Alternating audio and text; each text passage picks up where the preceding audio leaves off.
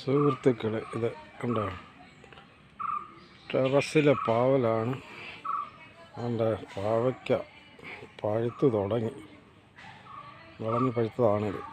നല്ല വെള്ളപ്പാവയ്ക്കയാണ്. നല്ല ഇതാണ്ട ഇതൊക്കെ നീളം കുറഞ്ഞ പാവയ്ക്കയാണ്.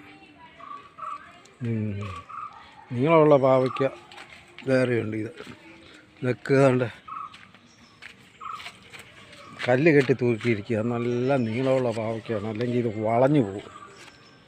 ഇതിനകത്തുണ്ട് പാവയ്ക്ക, നല്ല ഡബിൾ പേപ്പർ കുത്തിയിട്ടിരിക്കുക. നീളമുള്ളത് കൊണ്ട് അതുകൊണ്ട് വെയിറ്റ് കെട്ടിയിട്ടിരിക്കുക. പടവലങ്ങ പോലെ, പടവലങ്ങയ്ക്ക് കല്ല് കെട്ടി തൂക്കുന്നത് പോലെ തൂക്കിയിട്ടിരിക്കുകയാണ്.